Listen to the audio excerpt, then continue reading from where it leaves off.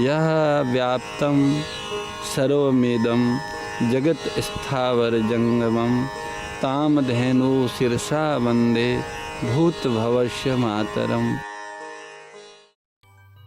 नारायण नारायण नारायण नारायण। सर्वेश्वर सच्चिदानंद स्वरूपिणी भगवती पराम्बा आदि शक्ति सुरभि गो माता साक्षात परमात्मा के प्रेम का मूर्तिमान स्वरूप है। भगवती सुरभि माता के प्राकट्य की कथाएं जो हमारे शास्त्रों में हैं, उसमें ऐसा ही वर्णन आया है।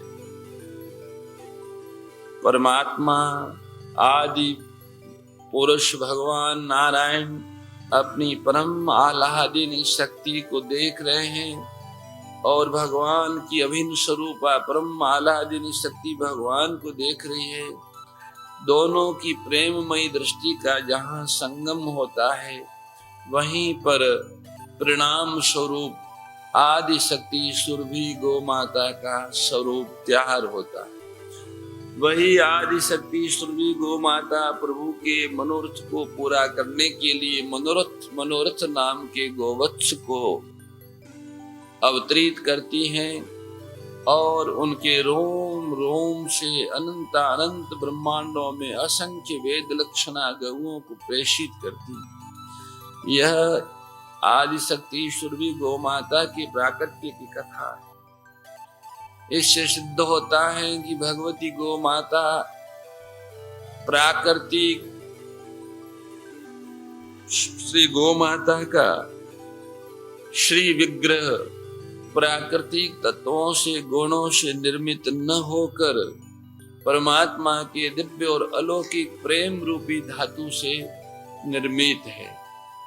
इसलिए उनके अंग अंग में से निश्रित होने वाला पवन और उनके वात्सल्य से प्राप्त होने वाला पंचगव्य, ये सब प्रेम पदार्थ है। भगवत प्रेम भी स्थूल रूप धारण करके देवताओं, ऋषियों और परमार्थ पथ के पथिकों के कल्याण के लिए पंचगव्य के रूप में प्रकट होता है। गौ माता की महिमा अपरंपार है, उनकी उपमा किसी से नहीं दे सकते। जब उनके एक एक दिव्य गुण पर विचार और मनन करते हैं तो उनकी बराबरी का कोई कहीं कुछ भी देखने को नहीं मिलता। इसलिए श्रुति में भी कहा है कि गौ अनुपमेय है। साक्षात परमात्मा और गौ माता दोनों अभिन्न स्वरूपा है। परमात्मा की वह वात्सल्यमयी कृपा शक्ति ही गो के रूप में, प्रेम शक्ति गो के रूप में प्रकट हुई। जैसे परमात्मा का ही वात्सल्य और प्रेम संतवाणी के रूप में, गुरुवाणी के रूप में और वेदवाणी के रूप में प्रकट होता है, वैसे ही अथवा यूं कहें कि इन सभी तीनों वाणियों की आदि आधार शक्ति भगवती कामधेनु है। ये कामधेनु साक्षात कृष्ण का ही स्वरूप है और इसी ने हमें सब सतशास्त्र प्रदान किए, इसी ने हमें गुरु दिए हैं, इसी ने हमें संत दिए हैं। इसलिए वेदवाणी, गुरुवाणी और संतवाणी की उद्गम भूमि आदि शक्ति सुरभि कामधेनु गो माता ही है। ऐसी कामधेनु स्वरूपा संतवाणी के प्रकाश में हम और आप मानव जीवन के महान लक्ष्य की प्राप्ति हेतु विचार विनिमय कर रहे हैं।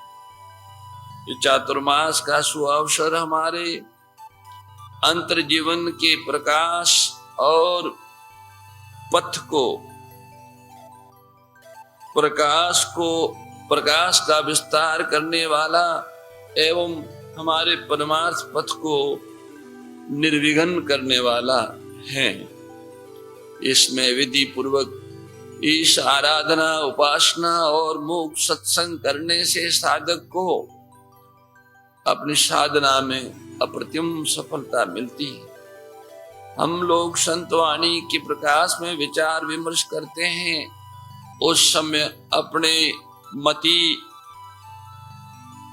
के अनुसार उसे समझने का प्रयास करते हुए ही उसका प्रस्तुतिकरण करते हैं। मोर मुकुट बंसी वाले की जय, गौ माता की जय।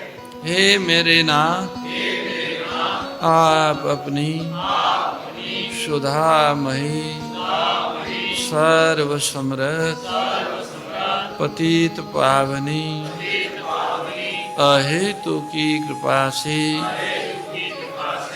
मानव मात्र को विवेक का आदर तथा बल का सदुपयोग करने का सामर्थ्य प्रदान करें एवं हे करुणा सागर, आप अपनी अपार करुणा से शीघ्र ही राग द्वेष का नाश करें, जिससे सभी का जीवन सेवा, त्याग और प्रेम से परिपूर्ण हो जाए।